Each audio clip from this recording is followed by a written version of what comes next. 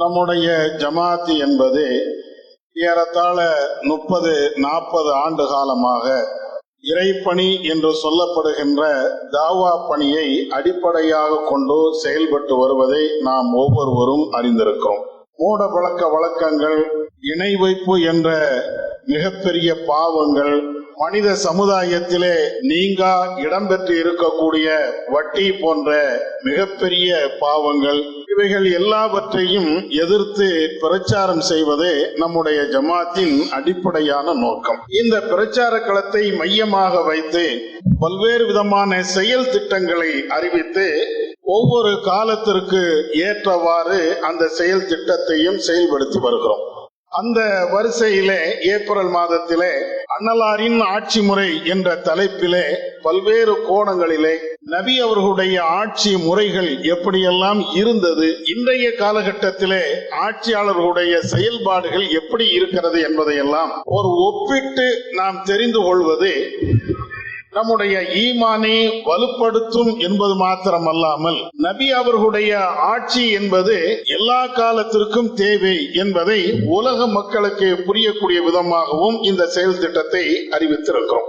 நபிகள் நாயகம் ஸல்லல்லாஹு அலைஹி வஸல்லம் அவர்கள் காட்டி தந்த ஆட்சி முறைகளிலே பல்வேறு விதமான செய்திகள் நமக்கு இருந்தாலும் சில முக்கியமான செய்திகள் இன்னும் நாம் தெரிய வேண்டிய நிலையில் இருக்கிறோம். இன்றைக்கு உலகத்துல எத்தனையோ நாடுகள் இருக்கிறது, அதை ஆட்சி செய்யக்கூடிய ஆட்சியாளர்கள் இருக்கிறார்கள். இந்த ஆட்சியாளர்களிடத்தில் நீங்கள் பார்த்தீர்கள் என்றால் மோசமான 3 பண்பாடுகள் இருப்பதை நீங்கள் தெரியலாம். சில நல்ல பண்பாடுகள் இருக்கலாம், ஆனாலும் மோசமான தேவையில்லாத அநாகரிகமான பண்பாடுகள் இருப்பதை உலகத்தில எல்லா அரசியல்வாதிகளிலும் அது சார்ந்து இருப்பதை நாம் பார்க்க முடியும். அது என்ன பண்பாடுகள் என்றால், ஒரு ஆட்சி அதிகாரத்தில் இருக்கக்கூடியவர் புகழ் என்ற அந்த போதையில இருந்துகிட்டே இருப்பார். எந்த ஆட்சியாளர்கள் நீங்க எடுக்கல, இஸ்லாமிய ஆட்சியாளர்கள் உட்பட இன்னைக்கு இருக்கக்கூடிய காலகட்டத்தில் அந்த ஆட்சி கட்டிலில் அமர்கின்ற அந்த நேரத்தில் அவர்களுக்கு மற்ற போதைகள், மதுபான போதைகள் என்பதை விட புகழ் போதை, அந்த போதை இருந்துகிட்டே இருக்கணும் இப்படின்னு ஒரு சாரார் இருப்பாங்க. இன்னொரு தன்மை நீங்கள் பார்த்தீர்கள் என்றால், ஆட்சி அதிகாரத்துக்கு வருவதற்கு துடிக்கக்கூடியவர்கள் பணம் சம்பாதிக்க வேண்டும், உலகத்தினுடைய எல்லா இன்பங்களையும் அனுபவிக்க வேண்டும் என்ற இந்த கோணம் இருக்கும். இன்னொரு மோசமான பழக்கம் என்னவென்றால், இது எல்லாவற்றையும் தாண்டி எப்ஸ்டைன் ஃபைல்ஸ் போன்று பெண்களுடைய சவகாசங்கள் இருக்கும். இந்த 3 பண்புகள் இல்லாத ஒரு அரசியல்வாதிகளை நீங்கள் தேர்ந்தெடுக்க இயலாது. எங்கேயாவது லட்சத்தில் 1 வேண்டுமானால் விதிவிலக்காக இருக்கலாம். பெரிய பெரிய ஆட்சியாளர்கள், ஒரு நாட்டினுடைய பிரதமர்களாக இருக்கக்கூடியவர்கள், தலைவர்களாக இருக்கக்கூடியவர்கள், பெரும் பெரும் ஆட்சியாளர்களாக இருக்கக்கூடியவருடைய நிலையை நீங்கள் பார்த்தீர்கள் என்றால், இந்த 3 பண்புகளும் இன்றைக்கும் இருப்பதை நான் சொல்லித்தான் தெரிய வேண்டும் என்பது அல்ல. புகழ் என்ற இந்த போதை எந்த அளவுக்கு நம்முடைய தமிழகத்திலே, நம்முடைய பகுதியிலே இருக்கிறது என்று நீங்க பாருங்க. ஒருவர் முதலமைச்சராக இருக்கிறார் என்றால் அவரை பின்பற்றக்கூடியவர்கள் புகழ்ந்து கொண்டே இருக்கணும். எங்களுடைய தலைவர் மாதிரி ஒரு ஆள் உண்டா, எங்களுடைய முதலமைச்சர் மாதிரி இன்னொரு ஆள் ஆட்சி செய்ய முடியுமா, அவர் மிகப்பெரிய கடவுள் அல்லது கடவுளுடைய அவதாரம், வாழ்த்த வயதில்லை, வணங்குகிறோம். இதெல்லாம் சர்வசாதாரணமாக ஒவ்வொரு நாளும் நாம பார்க்கக்கூடிய ஒரு வார்த்தை. தங்களுக்கு எந்த தலைவர் பிடிக்கிறதோ அந்த தலைவரை மிக உயரமாக தூக்கி வைத்து பேசுகின்ற இந்த கலாச்சாரம் எல்லா இடத்திலும் இருக்கும். சரி, தொண்டர்கள் தான் இப்படி பேசுகிறார்கள், இது நமக்கு தகுதி இல்லாத ஒரு பேச்சு, தகுதி இல்லாத ஒரு புகழ்ச்சி. எனவே இந்த புகழ்ச்சியில இருந்து நாம தவிர்த்து கொள்வோம் அல்லது தொண்டர்களை கட்டுப்படுத்தி வைப்போம் என்று எந்த தலைவராவது சொன்னது உண்டா? காலில் விழ வேண்டும் என்று அவர்கள் நேரடியாகவே சொல்லுகிறார்கள். வா, வந்து விழு, என் காலில் வந்து விழணும், எனக்கு மாலை மரியாதை போடணும், என்னை நீ பொழுதுகிட்டே இருக்கணும். புகழ்ச்சி இல்லை என்றால் அரசியலே இல்லை. அது எந்த கட்சியா இருந்தாலும் சரி, முஸ்லிம் கட்சிகள்ல இருந்து எல்லா கட்சிகளையும் நீங்க பாருங்க, வெளிப்படையா வச்சுதான் நம்ம சொல்றோம். அப்ப எல்லா கட்சிகளும் எல்லா ஆட்சியாளர்களும் எதை விரும்புகிறார்கள் என்றால் புகழ் என்ற இந்த போதை அது இருந்துகிட்டே இருக்கணும். சமீபத்தில் ஒரு நடிகர் அரசியலுக்கு வந்தாரு, நம்முடைய இஸ்லாமிய ஆண்கள் பெண்கள்ல சில பேரு அவங்க பேசுகின்ற அந்த வார்த்தையை பாத்தீங்கன்னா அது இன்னொரு கோணத்துல மிக கொடூரமாக இருக்கிறது. என்னுடைய கணவரை விட விஜய் தான் எனக்கு பிடிக்கும் இப்படின்னு பேசக்கூடிய ஆட்கள் பெண்கள் பர்தாவெல்லாம் போட்டுக்கிட்டு மாப்பிள்ளையை விட எனக்கு இவர் தான் பிடிக்கும் அப்படின்னு. சரி, இந்த தகவல் அந்த தலைவருக்கு போய் கிடைக்கத்தானே செய்கிறது, அல்லது அந்த கட்சியினுடைய இரண்டாம் மட்ட தலைவர்களுக்கும் கிடைக்கத்தானே செய்கிறது. என்னைக்கா தடுத்திருக்கிறாங்களா? ஏமா என்னை தலைவராக ஏத்துக்க, ஆனா உன் புருஷனை கை விட்டுறாத, உன் புருஷன் அளவுக்கு நான் வரமாட்டேன், எந்த தலைவரால் சொன்னது உண்டா? என்னை வாழ்நாளாவி அளவுக்கு போகிறீர்கள், நான் அதற்கு தகுதியற்றவன் என்று எந்த தலைவனால் பேசியது உண்டா? கடவுள் ரேஞ்சுக்கு என்ன கொண்டு போறீங்க, கடவுளை வணங்குற மாதிரி என்னை வணங்குகிறீர்கள், நான் கடவுள் அல்ல, சராசரி ஒரு மனிதன், என்னை மனிதனாக பாருங்கள் என்று உலக அரசியல் வரலாற்றுல எவனாவது பேசியது உண்டா? ஒரு ஆளும் பேசியது கிடையாது. பேசுறதுக்கு மனசும் வராது. ஏன் வராது? அந்த புகழ் வந்துகிட்டே இருக்கணும். அவன் இப்படி புகழ்ந்தான் என்றால் நீ இப்படி புகழு, அவர் அப்படி புகழணும். அந்த புகழ் என்ற அந்த போதையில அப்படியே இருந்துகிட்டே இருப்பாங்க. சமீபத்தில் அமெரிக்காவுடைய ஜனாதிபதி இப்ப இருக்கிற ட்ரம்ப், அவர்கிட்ட ஒரு பேட்டி காட்டுக்கிட்டே இருக்கிறாங்க. ஒரு நாட்டினுடைய அதிபர் அவரும் வந்து உட்கார்ந்துட்டு இருக்கிறார். அந்த பேட்டியில ட்ரம்ப் சொல்லக்கூடிய ஒரு வார்த்தை என்ன தெரியுமா? அந்த நாட்டினுடைய அதிபர் வந்தாரு, என்ன புகழல. இன்னொரு நாட்டினுடைய அதிபர் வந்து இவர் எப்படி புகழ வேண்டுமோ அப்படி புகழலையாம். அதனால அவருக்கு உதவி செய்ய மாட்டேன். எங்க போய் நிக்குதுன்னு பாருங்களேன். பெரிய வல்லரசுங்கிறாங்க, பெரிய தலைவருங்கிறாங்க, படித்தவர்கள் என்கிறாங்க, பண்பாளர்கள் என்கிறாங்க, நாங்க தான் உலகத்தை ஆட்சி படைக்கக்கூடிய வல்லமை படைத்தவர்கள் என்கிறார்கள்.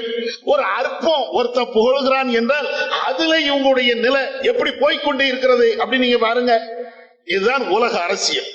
இன்னைக்கு இருக்கக்கூடிய அரசியல் தலைவரிடத்தில் இருக்கக்கூடிய மிக மோசமான ஒரு பண்பு, எவனாக இருந்தாலும் புகழ்ந்து கொண்டே இருக்கணும்.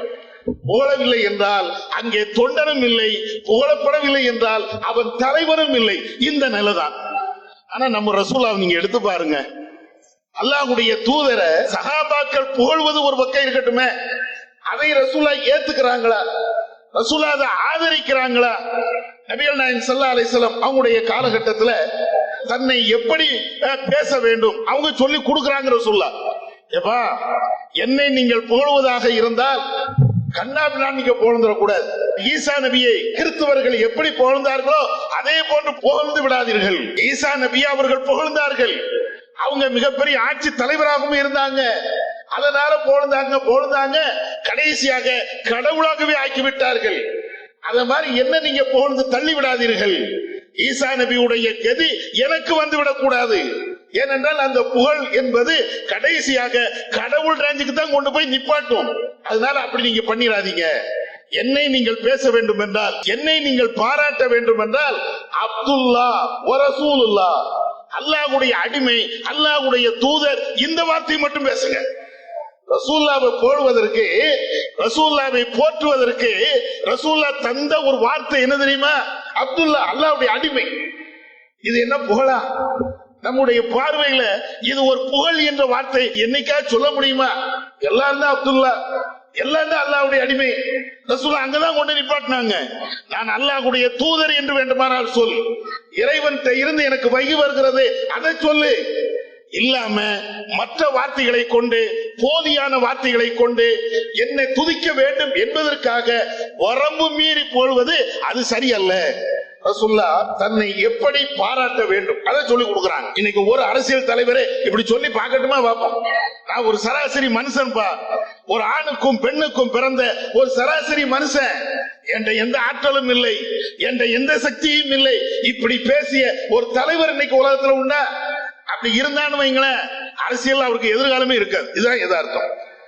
அவர் ஓச்சிருவாங்க எல்லாம். இன்னைக்குள்ள அரசியல் என்ன?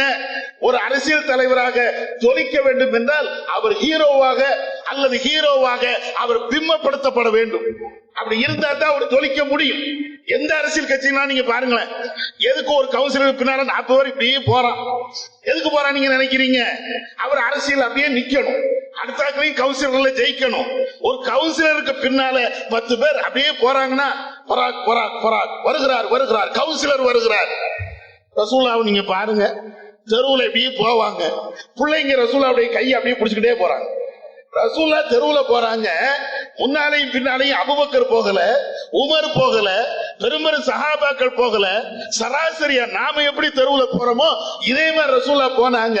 பிள்ளைங்க ரசூலுல்லாஹ்வுடைய கையை பிடிச்சுக்கிட்டு அப்படியே போவாங்களாம். புகார்ல வரும், அந்த குழந்தைகள் ரசூலுல்லாஹ்வுடைய கையை பிடிச்சுக்கிட்டு எங்க கூட்டு போறாங்களோ அங்கே ரசூலுல்லாஹ் அப்படியே போய்கிட்டே இருப்பாங்களாம். இது ஒரு மகத்தான அரசியல் தலைவர், ஒரு மாமனிதர், உலகத்திற்கு அரசியலை கரெக்டாக சொல்லி கொடுத்த ஒரு தலைவர்.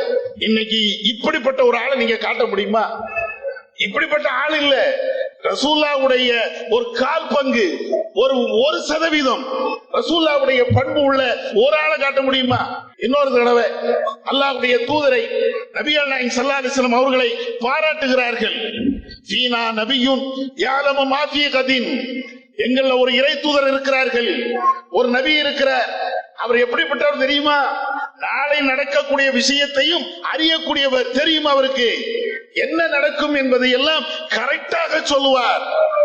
இப்படின்னு ரசூலுல்லாஹ் கரெக்டா பொழுது விட்டாய், என்னை எப்படி போற்ற வேண்டுமோ, எப்படி என்னை போட வேண்டுமோ அப்படி பொழுது விட்டாய் என்று ரசூலுல்லாஹ் பாராட்டினாங்களா?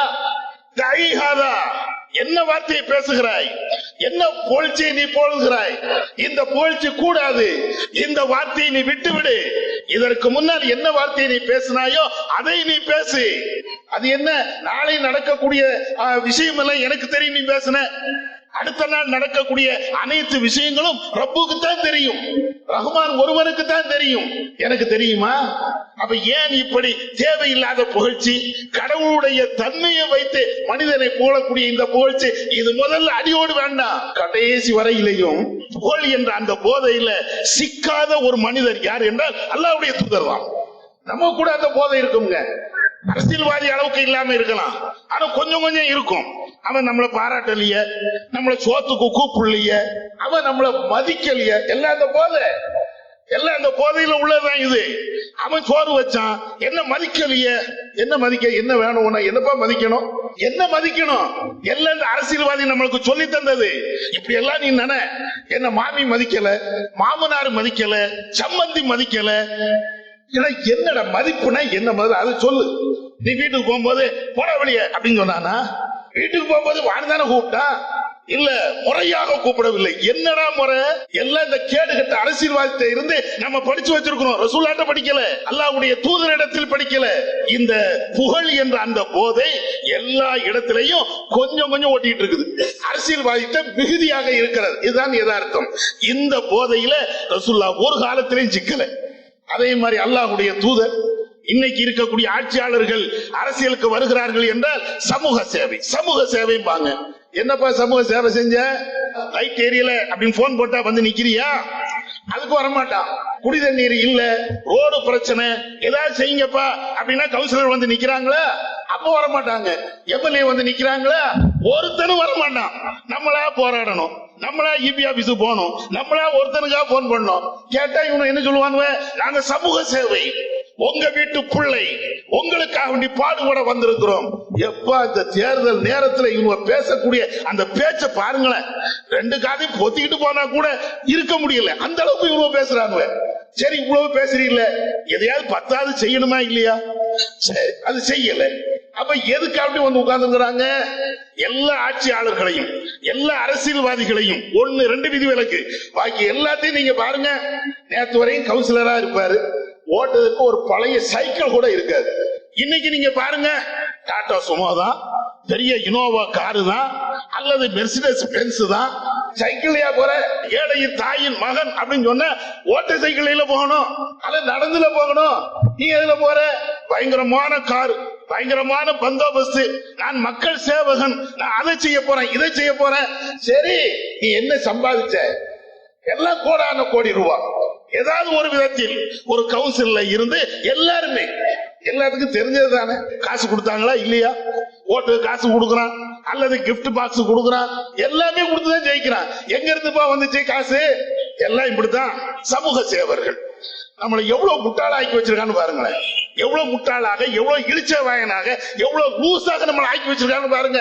அப்ப சம்பாதிப்பதுதான் இவங்களுடைய முதல் தொழில். நம்மள்கிட்ட வெளியே காட்ட மாட்டாங்க. நம்மவும் அப்பாவியாக, அவன் நம்ம எம்எல்ஏ ஒண்ணுமே இல்லாத ஆளு, நம்ம எம்பி அவருக்கும் ஒண்ணுமே இல்ல, நம்முடைய முதலமைச்சர் அவர் நாளைக்கு கஞ்சி கூட என்ன ஏதுன்னு கேட்டுட்டு இருப்பாரு. இப்படித்தான் நம்ம நினைச்சிட்டு இருக்கிறோம். ரசூல்லா வேணா அப்படி நினைங்க.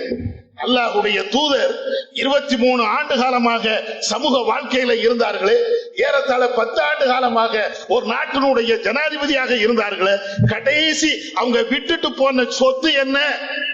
அவங்க விட்டுட்டு போன சொத்து என்ன? ஒண்ணுமே இல்லை. என்ன சொத்து இருந்தது? ஒரு உருக்கு சட்டை இருந்தது, கவச ஆடை இருந்தது. இதுதான், அதுவும் அடமானம் வச்சிருந்தாங்க. ரசூலுல்லாஹ்வுடைய வாழ்க்கை இதுதான். நாளைக்கு என்ன சாப்பாடு அது ரசூலுல்லாஹ்வுக்கே தெரியாது. இன்னைக்கு அடுத்த வருஷம் என்ன சாப்பாடு இன்னைக்கு பிளான் பண்றோம். ரசூலுல்லாஹ்வுடைய வீட்டுல அடுத்த நாளைக்கு என்ன உணவு, அடுத்த வேளைக்கு என்ன விளைவு அது தெரியாது. அதனாலதான் ரசூலுல்லாஹ் இந்த சொத்தை, காசு, பணம் எதுவுமே வேண்டாம் அப்படிங்கிறதுக்கு தான் அல்லாஹ்விடத்தில் துஆவை கூட நம்ம கேட்ட மாதிரி கேட்க மாட்டாங்க. நம்ம எப்படி கேட்போம்? எல்லாம் எனக்கு வீட்டத்தா, எனக்கு பங்களாத்தா, எனக்கு வசதியேத்தா, காரத்தா, எல்லாம் தான் அப்படின்னு கேட்போம்ல. ரசூலுல்லாஹ் கேட்டது என்ன தெரியுமா? யா அல்லாஹ், அன்றாட எனக்கு எவ்வளவு தேவையோ அந்த உணவு மட்டும் தான், கூத்தா. ரசூலுல்லாஹ் தான் கேட்பான். அல்லாஹும்ம ஆத்தி ஆல முஹம்மதின் கூத்தா. யா அல்லாஹ், இந்த முஹம்மதுடைய குடும்பத்தார்களுக்கு ஒரு நாளைக்கு என்ன தேவையோ, அடிப்படை தேவையோ அந்த தேவை மட்டும் நீ கொடு. ஏன் அல்லாஹ் ரசூலுல்லாஹ் கொடுக்க மாட்டானா? ரசூலுல்லாஹ் கேட்டா அல்லாஹ் இல்லை என்று சொல்லிட போறானா? இறைவன் கொடுப்பான், அந்த வாய்ப்பு இருந்தது. இருந்தாலும் எனக்கு அது வேண்டாப்பா. இந்த உலகம் எனக்கு நிம்மதி தரக்கூடியது அல்ல, நிரந்தரமாக இருக்கக்கூடியது அல்ல. இன்னைக்கு இல்லனா நாளைக்கு இறந்துருவேன். என் சொத்து எனக்கு இருக்காது, நான் சம்பாதித்த காசு எனக்கு இருக்காது. அத ரசூலுல்லாஹ் யதார்த்தமாக வாழ்க்கையில செயல்முறையில காட்டிட்டு போனாங்க. கடைசி வரையும் இந்த அரசியலை வைத்து அவங்க 5 பைசா சம்பாதித்தது கிடையாது.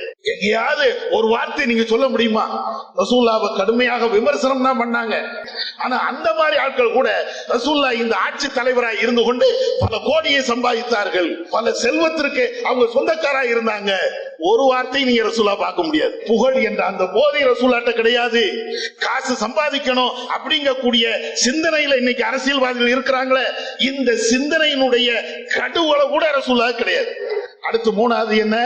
இன்னைக்கு எந்த அரசியல்வாதிகளா இருந்தால் அந்த புகழ், அதுக்கப்புறம் காசு, பணம் எல்லாம் வந்துருமா? அடுத்து அவருடைய வாழ்க்கை எங்க போயிரும்? பாரு, 4 பொம்பளைகளை பாரு, ஏதாவது அப்படி அந்த மாதிரி சேட்டையில இறங்கிருவோம். இன்னைக்கு உலக அரசியல் தலைவர்கள் எல்லாம் அப்படியே பம்மி பம்மி இருக்கிறாங்கல்ல. என்ன காரணம் நினைக்கிறீங்க? அந்த எப்ஸ்டைன் ஃபைல். ஒரு கிறுக்கன் அவன் உலகத்தில் இருக்கக்கூடிய அரசியல் தலைவர்கள் எல்லாத்தையும் கூட்டு போறான், ஒரு தீவுக்கு கூட்டு போறான். அங்க தேவையான பெண்களை சப்ளை பண்றான், சிறுமிகளை சப்ளை பண்றான். அதை வீடியோ எடுத்து வைக்கிறான். வீடியோ எடுத்தது கூட இந்த கிறுக்கனுக்கு தெரியல, இந்த ஆட்சி தலைவர்களுக்கு தெரியல. எல்லாத்தையும் வீடியோ எடுத்து எல்லாத்தையும் சேஃபா வச்சுக்கிட்டான். கடைசி ஒரு கட்டத்துல அவனை தூக்கி உள்ளதிக்கு போடுறாங்க. உள்ளதிக்கு போட்ட உடனே அவன் எல்லா ஃபைலையும் வெளியில விடுறான். அவன் விடுறானா இல்லையோ, அவனுக்கு பின்னால இருக்கக்கூடிய கேங்கு அத்தனை ஃபைலையும் வெளியே விடுறான். வெளியே விட்டாச்சுன்னா இப்ப ஒவ்வொருத்தனும் எனக்கும் அதுக்கும் சம்பந்தம் இல்லை, நம்ம நாட்டு பிரதமர் உட்பட. அட எப்சைன் அப்படிங்கிறது எங்க கிடைக்குது? நம்ம நாட்டுக்கு அதுக்கு என்னடா சம்பந்தம்? ஒவ்வொருத்தன எனக்கு அதுக்கு சம்பந்தம் இல்லை, அது போலியான வீடியோ, அல்ல என் மேல அபாண்டமாக சொல்கிறார்கள் அப்படின்னு ஒத்த வரியில அந்த பதில சொல்லிட்டு அப்படி போய்கிட்டே இருக்கிறாங்க. இன்னைக்கு உலகத்துல 1-2 தலைவர்களை தவிர பாக்கி எல்லா தலைவர்களும், அரசியல் தலைவர்கள் அத்தனை பேர்களுமே அந்த எப்ஸ்டைன் ஃபைல் எல்லாம் எங்கேயாவது ஓபன் ஆயிருமோ, நம்ம முகம் அங்க வந்துருமோ பயந்துகிட்டே இருக்கிறாங்களா இல்லையா? இதுல இன்னொரு முக்கியமான விஷயம் என்ன தெரியுமா? இஸ்லாமிய நாட்டு தலைவர்கள் உட்பட அவங்க பயந்துகிட்டே இருக்கிறாங்க. எல்லாருமே இருக்கிறாங்க, எல்லாரும் அந்த கேடுகட்ட நிலைக்கு போயிருக்கிறாங்க. இன்னைக்கு அதை வைத்துக் கொண்டு சில பேர் அரசியல்ல விரட்டவும் செய்கிறான், சில பேர் வெளியில பேச மாட்டேங்கிறான். சில பேர் நீ எங்க கையெழுத்து போடணுமோ அங்க சொல்லு, நான் கையெழுத்து போட்டு போய்கிட்டே இருக்கிறேன், அந்த ஃபைலை மட்டும் வெளியில கொண்டு வராத அப்படிங்கிறான். எவ்வளவு மோசமா போயிட்டு இருக்கு நீங்க பாருங்க. இவதான் கடவுள் அப்படின்னு மக்கள் போந்துகிட்டே இருக்கிறான். இவன் தான் பெரிய சீர்திருத்தவாதி அப்படின்னு நம்ம நினைச்சுக்கிட்டே இருக்கிறோம். இவரை மாதிரி நம்மளை காப்பாத்திற்கு உலகத்துல எந்த தலைவரும் இல்லை அப்படின்னு நாம நினைச்சுக்கிட்டே இருக்கிறோம். ஆனால் இன்னைக்கு எல்லாம் சந்தி சிரிக்கிறது. பெண்கள் விஷயத்துல அவ்வளவு மோசமா இருக்கிறாங்க. யார பாரு அரசியல்வாதி என்றால் அங்க ஒண்ணு இங்க ஒண்ணு. இதுல இன்னொரு கொடுமை என்ன தெரியுமா? நம்மளே அதை ஜீரணிச்சுக்கிடுவோம். எப்படி ஜீரணிப்போம்? ஆமாப்பா அரசியல்வாதினா கொள்ளை அடிக்காமையா இருப்பான், அப்படிதான் இருக்கும் அப்படின்னு நம்மளே பேசிக்கிடுவோம். அரசியல்வாதினா பொம்பளை சேட்டை இல்லாமையா இருக்கும், அதெல்லாம் இருக்கத்தான் செய்யும். அது எல்லாம் இருந்தா தானே அரசியல்வாதி அப்படின்னு நமக்கு நாமே ஒரு சால்ஜாபு சொல்லிக்கிடுவோம். இது எல்லாமே இருக்கா? ரசூலுல்லாஹ் நீங்க எடுத்து பாருங்க. அல்லாஹ்வுடைய தூதர் அவங்களை பற்றி அவங்களுடைய மனைவி ஆயிஷா ரலியல்லாஹு தஆலா அன்ஹா அவங்க அறிவிக்கிறாங்களா இல்லையா? மஸ்ஸத் யது ரசூலுல்லாஹி ஸல்லல்லாஹு அலைஹி வஸல்லம் யத இம்ராத்தின். உலகத்துல அரபி வார்த்தையை நீங்கள் படித்தீர்கள் என்றால் ரொம்ப ஆச்சரியமான ஒரு உண்மை. அதுல ஆயிஷா நாயகி என்ன சொல்றாங்கன்னா, நபிகள் நாயகம் ஸல்லல்லாஹு அலைஹி வஸல்லம் அவர்கள் அந்நிய பெண்ணுடைய எந்த கையையும் தொட்டதே இல்லை. அந்த வார்த்தை அரபி வார்த்தை நீங்க பாத்தீங்கன்னா எதம்பிரத்தின் அப்படிம்பாங்க. அப்படின்னா என்ன அர்த்தம்? எந்த பொம்பளையும் கூட உலகத்துல எந்த பொம்பளை அந்நிய பெண்ணுடைய கையை ரசூலுல்லாஹ் மேல பட்டது இல்ல.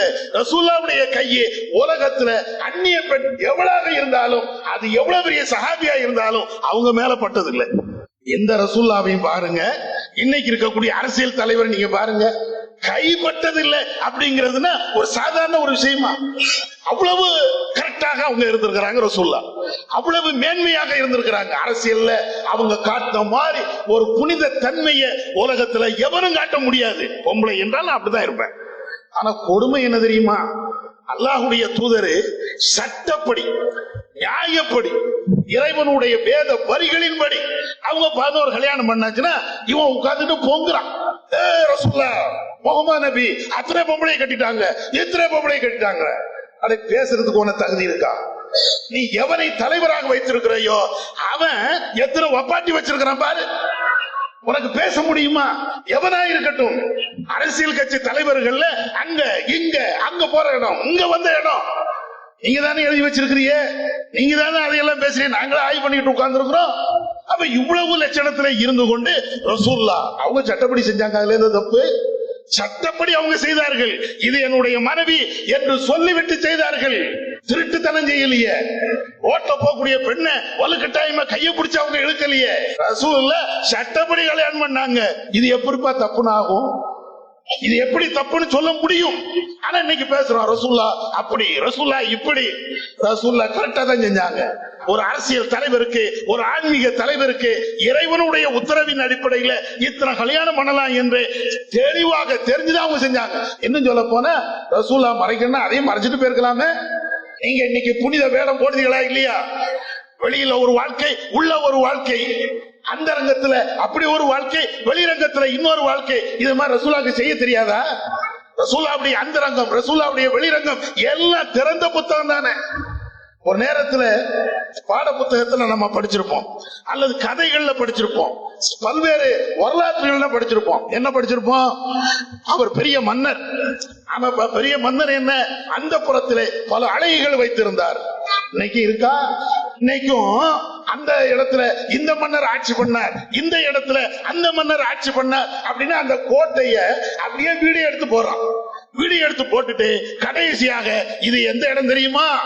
அந்த புறம் அழகிகள் தங்கக்கூடிய இடம், இங்கேதான் மந்திரி வருவார், இங்கேதான் மன்னர் வருவார். இப்படி காட்ட இது உனக்கு பெருமையா தெரியுது. ஒரு மன்னர் என்றால் அந்த புறத்திலே அழகிகளை வைத்துக் கொள்ள வேண்டும், அதை பெருமையா பேசுறீங்க. ஆனா கண்மணி நாயகம் ஸல்லல்லாஹு அலைஹி வஸல்லம் அவர்கள் எந்த அழகையும் வைக்கல.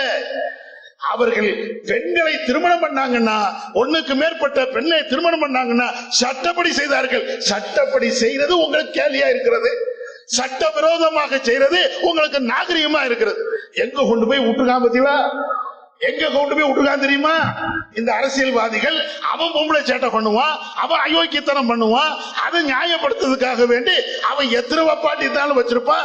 அது பெரிய குற்றம் இல்லையா? அது பெரிய தவறே இல்லையா? சட்டப்படி நீ 1க்கு 2 கல்யாணம் பண்ணிட்டியா? 2 கல்யாணமா? உனக்கு 2 பொண்டாட்டியா? பெரிய பெரிய பயங்கரமா ஏதோ பெரிய கொலை செஞ்ச மாதிரி, பெரிய பெரிய தண்டனை செஞ்ச மாதிரி அவன் நினைக்கிறான். ரசூலுல்லாஹ் செஞ்சது அதுதான் நாகரீகம், அதுதான் உலக மக்கள் அத்தனை பேர்களுமே அறிவாளிகள் உட்பட எல்லாருமே ஏற்றுக்கொள்ளக்கூடிய ஒன்று. நீ என்ன நினைக்கிற? அநியாயம் செய்யணும், அக்கிரமம் செய்யணும். இது ரசூலுல்லாஹ்வுடைய அரசியல் வாழ்க்கையில இல்ல. இன்னைக்கு இருக்கக்கூடிய அரசியல் வாழ்க்கையில எது எல்லாம் தீமையாக இருக்கிறதோ அந்த பண்பை கொண்டவர்கள் இன்னைக்கு அரசியல் தலைவர்கள். நபி அவர்களுடைய வாழ்க்கையை நீங்க பார்த்தீர்கள் என்றால் எல்லாத்திலையும் பெர்ஃபெக்ட். அவங்கள காசு சம்பாதித்தார்கள் சொல்ல முடியாது, புகழ் மமதையில இருந்தார்கள் சொல்ல முடியாது, பெண்கள் விஷயத்துல அவங்க கொஞ்சம் வீக்கா இருந்தாங்க சொல்ல முடியாது. இன்னைக்கு எது எல்லாம் அரசியல் தலைவருடைய லட்சணமாக இருக்கிறதோ அவைகள் அனைத்தையும் அல்லாஹ்வுடைய தூதர் இது அரசியலுக்கு லாயக்கல்ல, மனிதர்களுக்கு தலைவராக இருக்கக்கூடியவர்களுக்கு இந்த பண்பு இருக்கக்கூடாது என்பதை அவ்வளவு தெளிவாக காட்டினாங்க. ரசூலுல்லாஹ் தான் உலக அரசியலுக்கு இன்னைக்கும் மாமேதை. உலக அரசியல் அத்தனை பேர்களுக்குமே ரசூலுல்லாஹ் அவங்க காட்டி தந்த ஆட்சி இன்னைக்கு இருந்ததுன்னா இன்னைக்கு எல்லாருமே அவ்வளவு நிம்மதியாக இருக்க முடியும். ரசூலுல்லாஹ்வை குறை சொல்லி, ரசூலுல்லாஹ்வை கடுமையாக பேசி, அதை விட ஒரு சிறந்த ஆட்சியை நாங்க கொண்டு வர போறோம் அப்படின்னு சொன்னதுனால இவ்வளவு கேடுகட்ட, இவ்வளவு இழிவான அரசியல்ல ஈடுபட்டு இருக்கிறாங்க. ரசூலுல்லாஹ்வுடைய அரசியல் தனி, இன்னைக்கு இருக்கக்கூடிய அரசியல் என்பது சாக்கடை கலந்த ஒரு அரசியல் என்பதை இந்த வரலாற்றில் இருந்து நாம தெரிந்து கொள்ளலாம். வல்லல்லாஹ் நம்ம தெரிந்து கொண்ட அடிப்படையில் செயல்பட பிரச்சாரம் செய்ய அவன் அருள் செய்வானாக. வாஹிதவனா அல்ஹம்துலில்லாஹி ரப்பில் ஆலமீன். அல்லாஹு அக்பர், அல்லாஹு அக்பர்.